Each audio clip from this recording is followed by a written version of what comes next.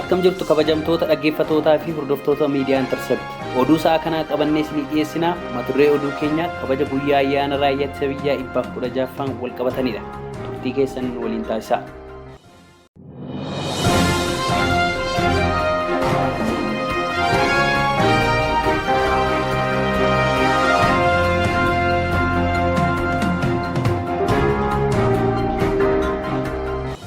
Guyyaan raayyaa ittisa biyyaa 116ffaa addabaabaayii masqalaa mata duree raayyaa injifataa qormaata hunda dandamatu jedhuun kabajamee ooleera.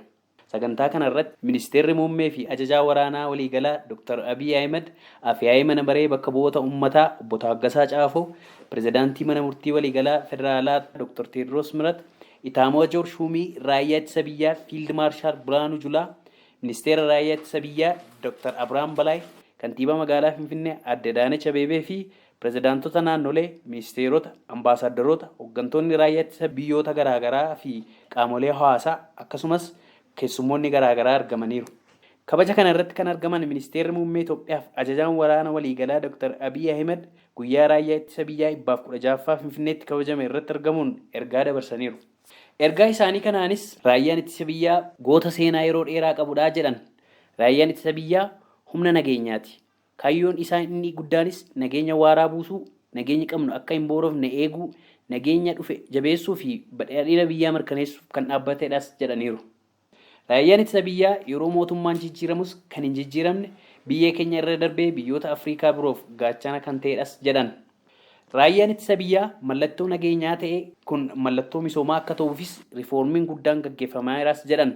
Raayyaan ittisa biyyaa deeggaraa eenyuyyuu miti. Raayyaan ittisa biyyaa birmadummaa isaa fi lammiilee isaaf kan dhaabbatuuf ilaalcha waloo tokko kan qabu horachuunis danda'ameera jedhan. Raayyaan ittisa biyyaa humna jabaa hidhannoo ammayyaa hidhate hooggansa cimaa qabu kan Itoophiyaa fi Afrikaan ittiin boontudhas jedhan. Raayyaan ittisa biyyaa kan gurmaa'ee fi kan hoogganamu lammiilee Itoophiyaanidha. Kan inni hojjetus lammiilee Itoophiyaaf kan jedhan Dr. Abiy Ahmed yeroo jiraannu Itoophiyaanota wayita duunis Itoophiyaa kan jedhameefis kanaafii jedhan. Raayyaan ittisa biyyaa ammoo agarsiistuu kanaa ta'uun eeruun Itoophiyaan eenyuun iyyuu mo'amtee hin beektu ammas hin mo'amtuu jedhan. Itoophiyaan biyya kamiyyuu weerartee hin beektu ammas biyya kamiyyuu weeraruuf kaayyoo hin qabdu.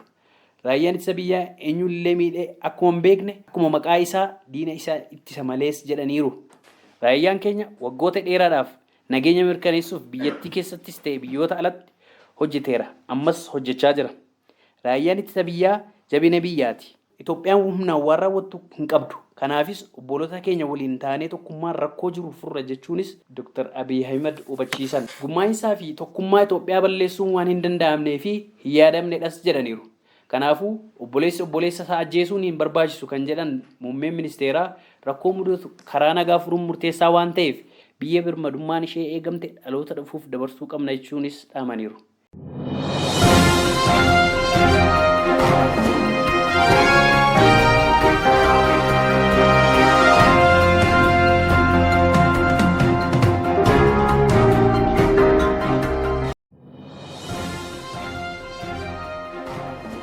Egaa dhaggeeffattoota keenya oduun sa'a kanaaf qabanne kanan gammaa dhaggeeffattan ture qophii biroo hanga walitti deebinutti nagaan nuuf tura.